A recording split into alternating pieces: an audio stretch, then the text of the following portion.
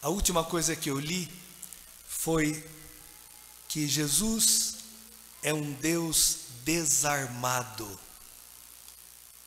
Esse menino veio dar testemunho do amor de Deus por nós, pela humanidade.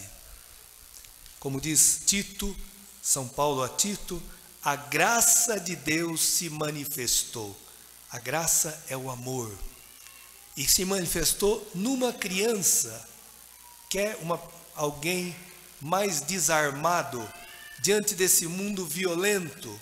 Estamos assistindo a guerra na Ucrânia, a morte de tantos soldados dos dois lados. Estamos assistindo a guerra em Israel e a guerra que existe no nosso país, contínua, a violência, se mata por nada. Diante dessa violência, que é o contrário do amor, Deus se manifesta numa criança. Eu vou ler o que o Papa, que acabou de falecer, o Papa Bento XVI, falecido há poucos meses, ele disse sobre esse Deus desarmado. Diz assim: nesse menino se manifesta o Deus amor. Deus vem sem armas, sem a força, porque não pretende conquistar, por assim dizer, desde fora, senão que quer ser bem acolhido livremente pelo homem. Deus se faz menino inerme para vencer a soberba, a nossa soberba, a violência, o afã de poder do homem. Todas as guerras, toda a violência é o afã de poder, de dinheiro.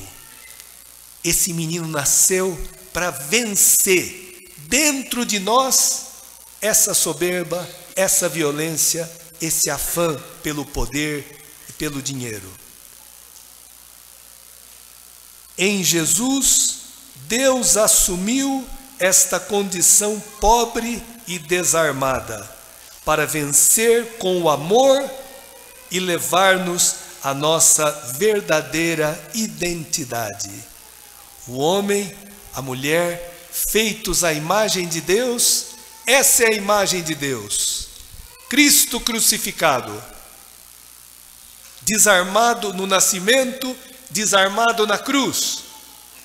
Quando os soldados vão pegar Jesus, Pedro tira uma espada e corta a orelha de um dos que foram prendê-lo. E o Cristo fala: embainha a tua espada, porque aquele que fere com a espada será ferido. Acaso eu não poderia pedir ao meu Pai, e Ele não mandaria 12 legiões de anjos, que exterminariam o exército romano e todos os inimigos? Cristo tinha poder, irmãos. Nós cantamos Deus forte. A não resistência ao mal de Cristo não é impotência. É preciso ser muito forte para ser desarmado. É preciso ter muito amor para não ter medo do outro.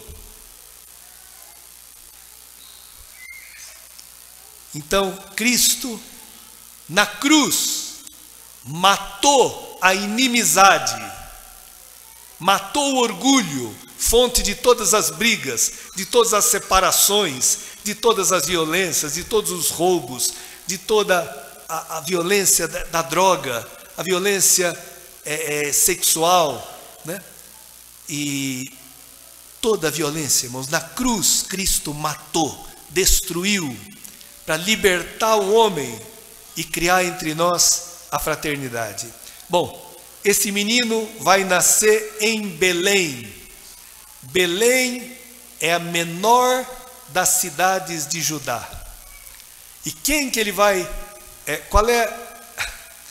Belém é a cidade de Davi. Quem era Davi? era o menor da sua casa. Quando Samuel, por ordem de Deus, vai ungí-lo, rei, aparecem os irmãos de Davi, altos, bonitos, fortes, e o Samuel diz: bom, deve ser esse daí. E Deus fala: não é esse, não é esse outro, não é esse outro. E não era ninguém. E o Samuel pergunta: escuta, está todo mundo aqui? Porque Deus não escolheu nenhum desses.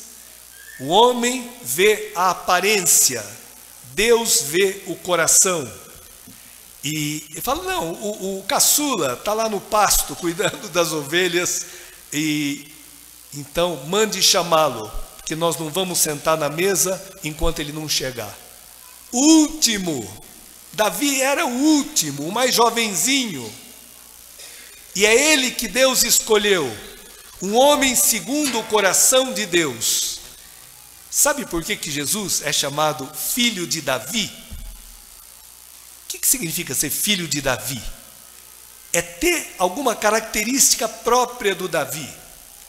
Davi teve a oportunidade 3 vezes de se vingar do rei Saul, que estava perseguindo para matá-lo. E 3 vezes Davi não se vinga, não mata, não age com violência. Mesmo aconselhado pelos seus assistentes, que queriam resolver tudo na espada, Davi tem o temor de Deus, tem o coração de Deus. E o coração de Deus, irmãos, é um coração que ama até o inimigo. Esse é o coração de Deus. Por isso que Jesus é filho de Davi. Tá bom, mas então Belém, em hebraico, Belém significa casa do pão.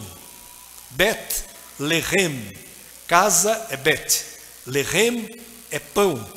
Mas em árabe, essa cidade se chama Bet Laham, que quer dizer casa da carne. Casa do pão em hebraico, casa da carne em árabe. Pois bem, exatamente o verbo, amanhã vamos escutar esse evangelho na missa do dia, essa é a missa da noite. Jesus é o verbo, a palavra criadora de Deus, que se fez carne, se fez homem, frágil como nós, mortal como nós. E ele se fez carne para ser pão, para ser nosso alimento. Não é à toa que ele é colocado numa manjedoura. Manjedoura era o coxo, era o lugar onde os animais comiam. Aliás, o evangelho não fala, mas a tradição coloca Jesus numa gruta em Belém, uma gruta escura. E na iconografia, nas pinturas bizantinas, a manjedoura não é em forma de um cestinho, é em forma de um caixão, de uma tumba. E vocês viram aqui, o menino é envolto em faixas, como se enfaixavam os mortos, porque Jesus nasceu, recebeu um corpo da Virgem Maria para poder morrer por nós, poder nos amar. Ninguém tem maior amor do que aquele que dá a vida pelos seus amigos. Ele deu a vida por você, deu a vida por mim. Não quando éramos bonzinhos, santinhos e honestos. Deu a vida por nós quando éramos pecadores, injustos, ímpios. Isso é amor, irmãos. Isso é amor. E ele, naquela noite, por isso que eles colocam Jesus na iconografia bizantina, numa gruta escura, e Jesus luminoso, envolto em faixas. Ele é a luz que vem iluminar as nossas trevas. E nessa gruta tem um boi e um jumento.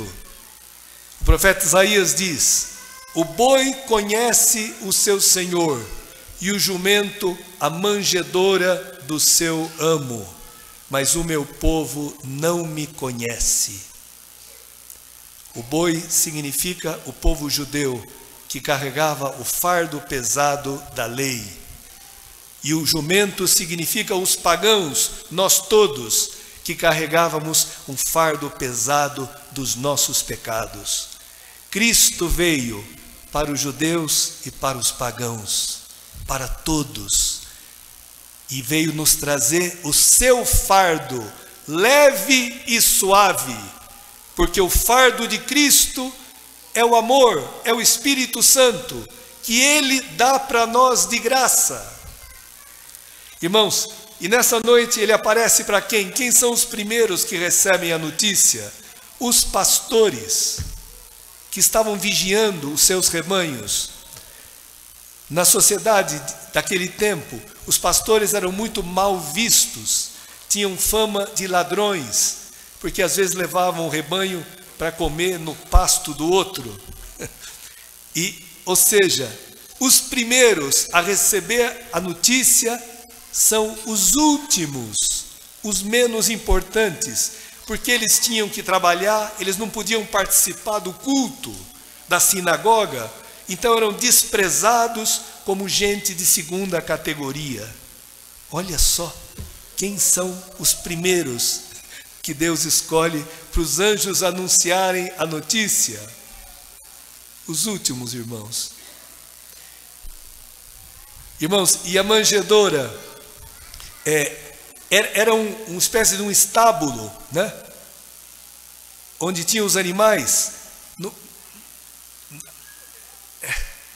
São Jerônimo, ele morou em Belém, onde Jesus nasceu, e a casa dele, a gruta onde ele morava, era pertinho da gruta onde Jesus nasceu.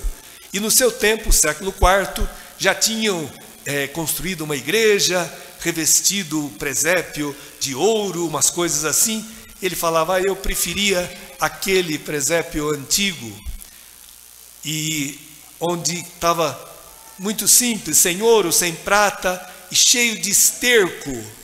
Cristo nasceu no meio do esterco, irmãos. Devia ser fedido e sujo o lugar. E ele não teve nojo de nascer no meio do nosso esterco, da pornografia, do vício do álcool, do adultério, da droga, tudo aquilo que suja a nossa vida e cheira mal, dos ressentimentos. Cristo não teve asco de nós. Cristo nos amou nos nossos pecados e veio nos salvar, desarmado, para que ninguém tenha medo. Uma criança, ela inspira carinho, você acha bonita, você, né? Ela quer ser amada. Cristo quer ser amado por mim, por você. Quer ser acolhido. Veio para o que era seu e os seus não o receberam. Os que o receberam, deu-lhes o poder de se tornarem filhos de Deus.